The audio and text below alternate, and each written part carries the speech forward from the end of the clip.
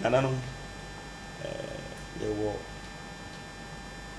Nana Prince Alfree Nana Techimahene fie na yewo another Nana Prince Alfree Nana Mansahene fie na no achi no yewo media Ohiniba media so ha onu so okasa wo Asanteman pa na yewo Asanteman UK so ha say Asanteman UK no okay and old bogas so or have no and yewo Evans Chemfo TV yewo Nyansapo yewo Obinita Adepa and Nyansapo so ha say Magra international mine also ha and away +1 and a Royal TV has a Pim ha the TV I am for TV so there is then in Moon News so has it and the Yamias say JTM so good say your 2 years after Munamina Maba Nefe Feso your friend Nick Tanswaji me feeling cransa na asema America metima can confidently say me gira Nana Techimahene anamu ejina Nana Domahene anamu ejina Otumfo Asantehene anamu ejina Nana Kwame Bafo so Fransa hene anamu because me ne obi nyina akasa nti me kasa de minstro say sa asumdwe abuaya ene ya hia wo me fie ha wo Fransa ye bekan omu nyina ye ahoe ena nkonya ne nyina preso because nkonya no enya dia omu pe anigu ase omu pe se ye nyina ye be baako na ayete se de emre bi a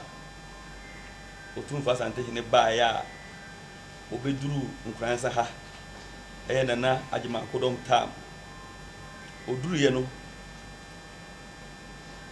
se pese ehu se ehemfo no omo pe nkamomu a obeduru ye no Nana Techimahene asuma nipa ama nipa ba Nkransa ha no mo ka che Nana Otumfo Asantehene se anua ada na wo ko do e wanyina enti wo ba fafie no kureni Otumfo Asantehene ma no hu nipa so one ne nkrofo nyina wura Nana Techimahene ahimfie na mo wura ho no sebe okọ YouTube abohu na wo hwẹ sede omo etomu awa tu na Otumfo sere na Nana Techimahene sere no moni agye na yesa ohu se na ahonka wo saa ade no ene epese eba Techimahene Nana Nkransa hene Otumfo Asantehene ene Nana Domahene eba omuntem ti se de Nana timi sori konfante Otumfo otimi ko ayigwe kurom ayigwefo otimi ba ho obetimi ba Techimahene betimi akọ na chese yehu se nkama mu abagana na amayefo nsusu asua goze firi Nana no mu na amayefo nsusu asua enti yehia na ye be solve problem a ye nkura no ya create dia ma ye nkokorafo ye ehemfo no na ye be solve se ye nkura ye jai pe empayimfo no omu de omu huni asem omu so bibia bekofom ti mesremu amu ha nyina se me ne Nana mu nyina kasa manana mama mkwan se ye solve ntina place owa ha na Nkransa hene so tu Prince Nkransa Prince Techimahene Prince di ogolo Nkransa Prince ni na me ponte Ohiniba media ono so Asante ohene fie oni Nyansapo no omo so kasa na ya Asanteman na kasa Asanteman TV no nyina UK mu nyina mbesom na mama yɛhu sɛ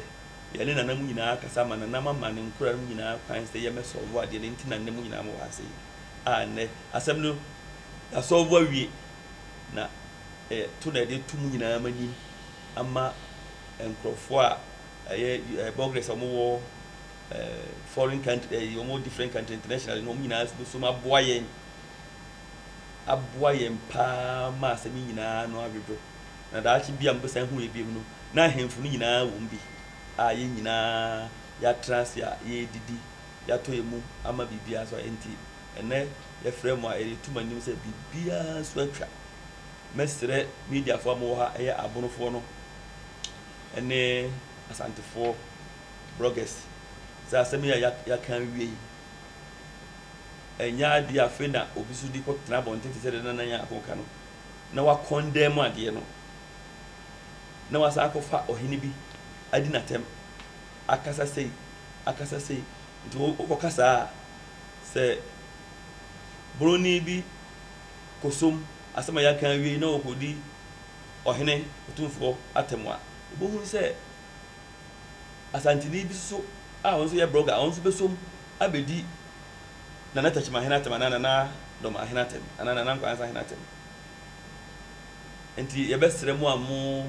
medias a mo wɔ ha sei sɛ mo de asɛm papa bɛto medias ayi bloggers ni nyinaa mu na mo nyinaa gyegye asɛm ho fɛfɛɛfɛ ama yɛ ama biribiara so atwa nti wo deɛ yɛfrɛ mu a na kakra wɔ hɔ no nti na obi ate an sɛ yɛaka wie yɛne hemfo no aka wie na to na yɛde to m'anim na maboa yɛn na biribiara yɛ bɔkɔɔ nti ma no mɛsi ha sei na mewie a me nuanom so akasa kakrakra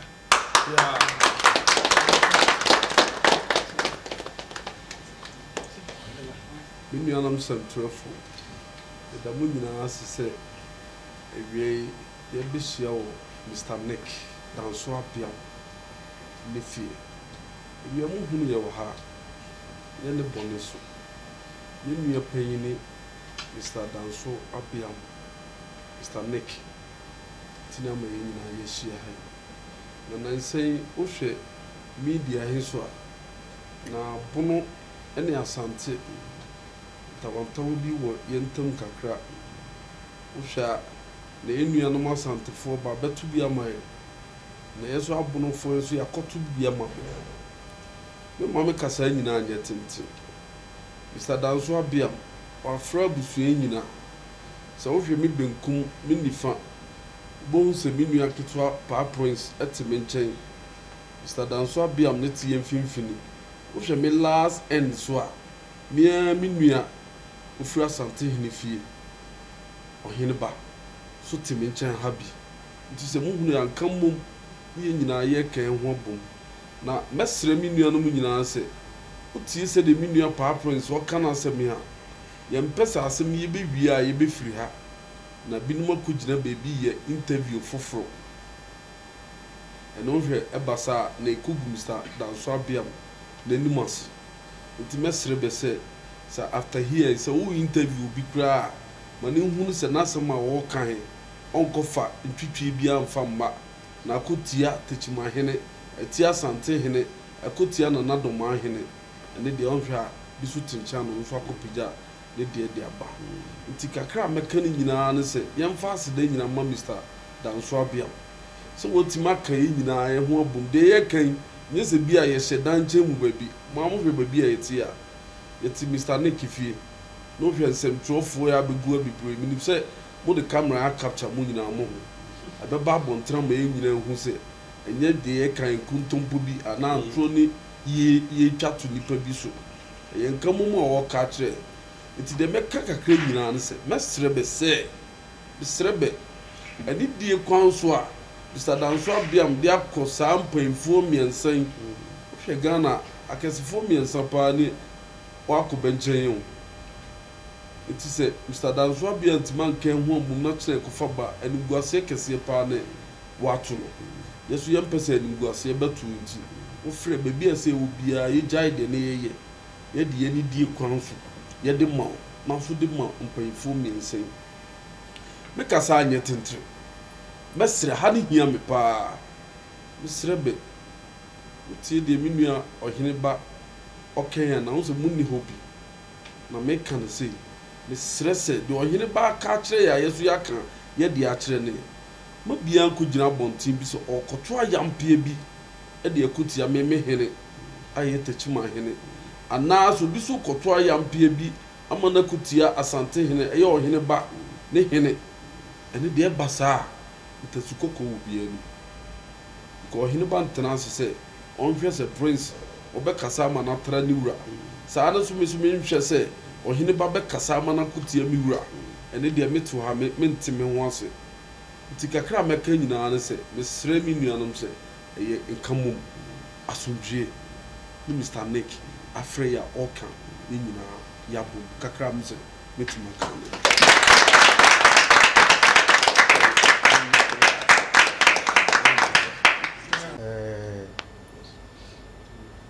me nso mɛka de afoa deɛ me nua ani ɛkɛn ɛne sɛ ansa na mɛhyɛ me kasa ase no mema yɛna na ɔtumfoɔ yɛna na takyima amahene yɛna na dɔm ahene sɛ yɛn a yɛteɛ yi ɛyɛ mmɔfra sɛ ɛnam sɛ nnɛ yɛ papa Nick esiesie asɛm yi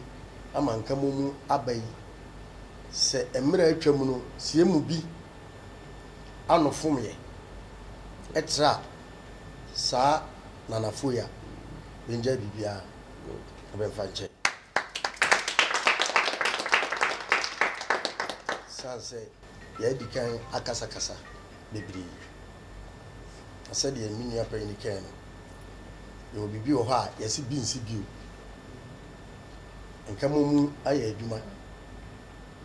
yɛnim sɛ deɛ ne yɛyɛ ne nyinaa no yɛyɛ de asɔpɔto no sɛdeɛ me nua no kan no sɛ sɛbi obi ano nkɔtra obi hene yɛnim sɛ bɛwɔ nka mu bɛwɔ dɔ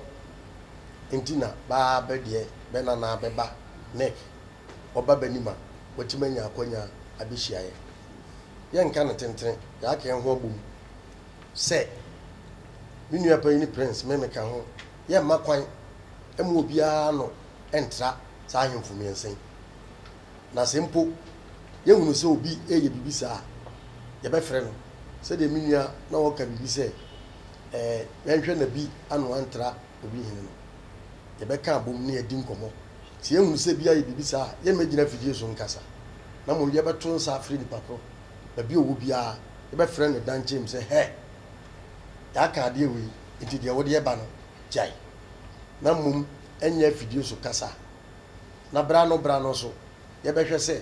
yɛwura Nick danso wayɛ wei awie no ɔbɛhwɛ ama nka mu aba hemfo mmiɛnsa ne yɛhunu sɛ bɛhyia nan po nkoransa hene ka ho na sɛbi mprɛduasa baka bɛho abom ɛno so bɛboa ama nkoraa no a yɛwɔ akyiri no yɛso ani agye sɛ nana takyima hene nana asante hene nana dɔma hene bɛne bɛti table baako a bɛnom asomna abu ma yɛ a yɛdi akyiri deɛ ɛyɛ nkyene koraa ne yɛayerɛ mu ɛbɛyɛ dɛ sɛ saa asɛm no bɛsi ɛnti yɛde obiara ase yɛnhwɛ ne yie na obi ankɔtena baabi sɛdeɛ yɛde aba yi sɛ wote aburokyiman mu wote Ghana ha yɛn nuanom brɔgafoɔ ɛwɔ akwantum yɛde dwaatoa ɛsrɛ bɛ yɛsɛ wayɛ bi atwa so yɛnka sɛ wayɛ bi atoa so yɛ a yɛwɔ ha no yɛsɛ sesei no yɛpɛ sɛ asomdwie ba nananom ntam tubɛ so yɛbɛsrɛ bebree sɛ bɛmmoa yɛne bɛnyina nka mom na saa asomdwie no ɛmmra sesei mpuntuo yɛne biara ni asɛm sɛ mpuntuo ne yɛne no wɔ asɛm sɛ bɛyɛ a takyima ɔdwane kɔ n'anim na nkoransa so di akyiri na ama nkoransaman ɛne takyima man ne boroman ne asanteman ɛnya asomdwie ɔtumfoɔ kɔ adako na ɔda na ɔdɔma ahene da na sɛ dana takyima ahene da yɛso yɛ ada mede mase bebree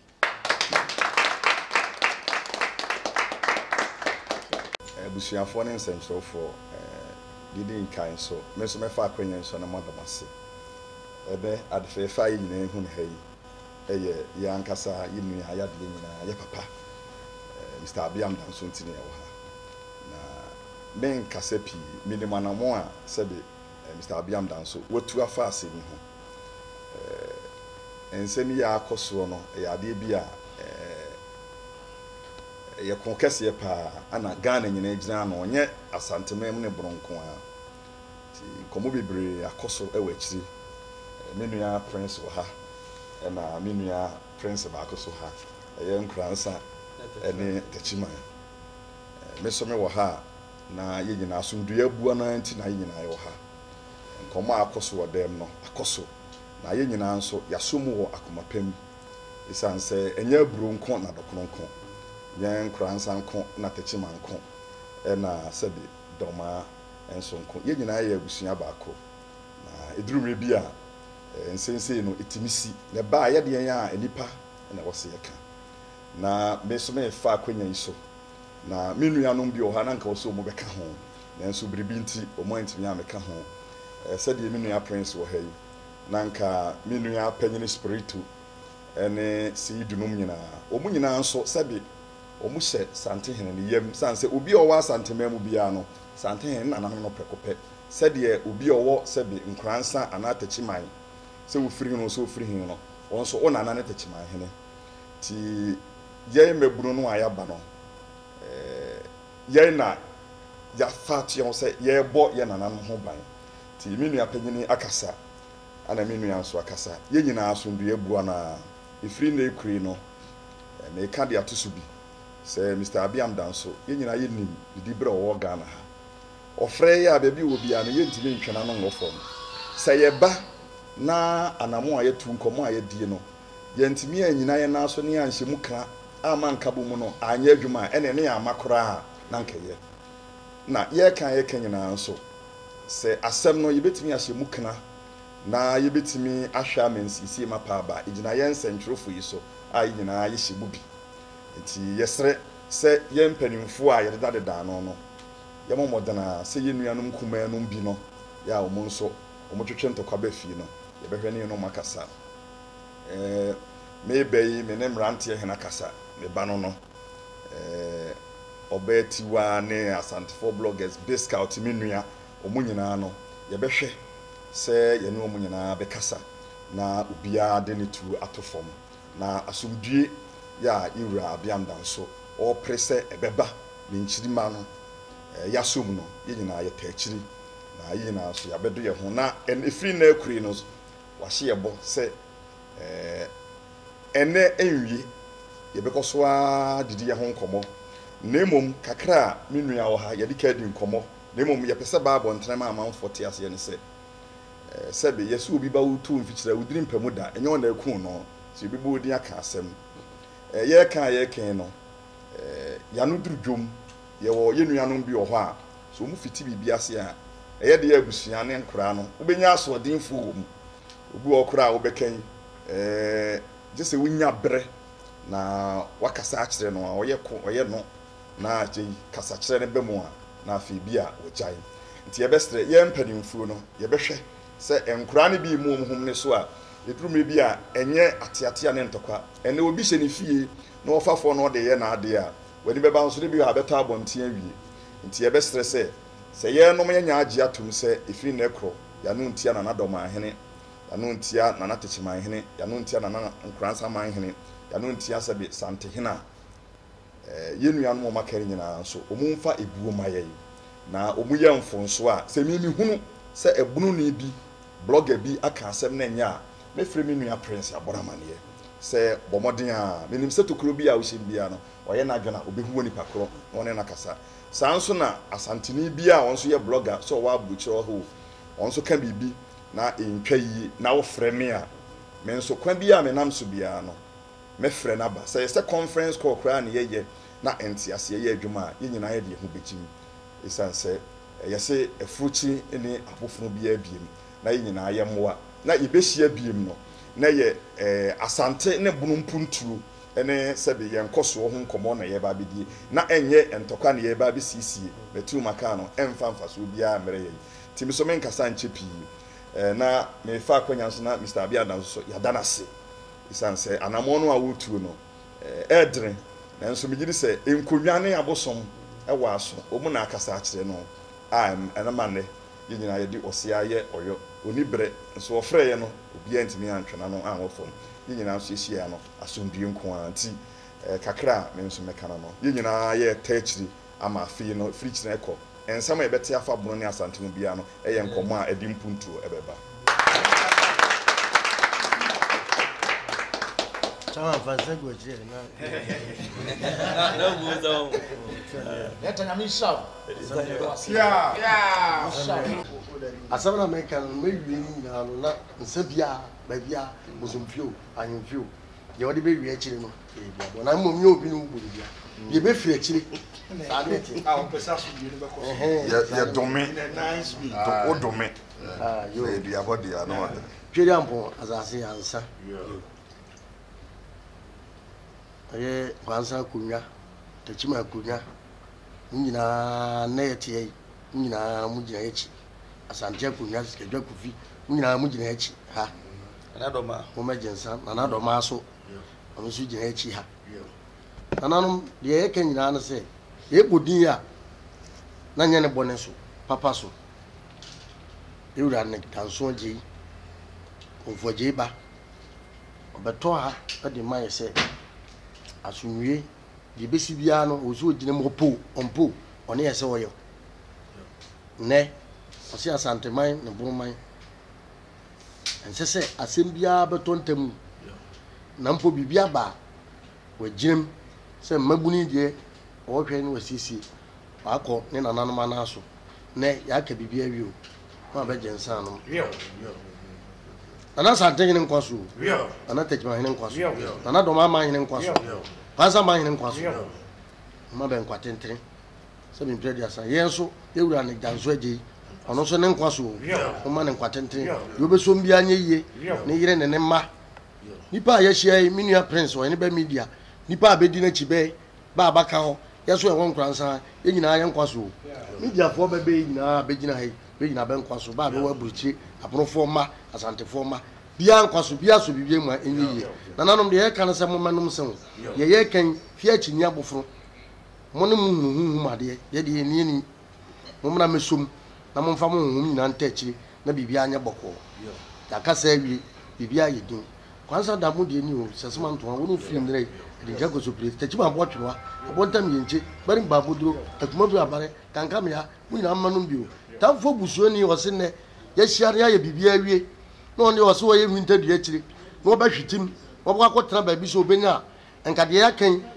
ade beche na foforo asra so ba bi na ne danso abiam na ni maguase ama bia kan ya ye wo hai ipa kro pass nwe men ka se mun ko tunufu mutunufu a wo ba de wo be ya no be mun kuna wi akete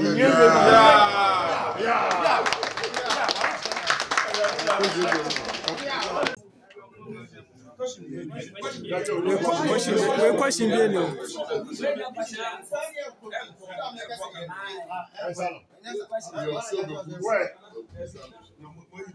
What's inside the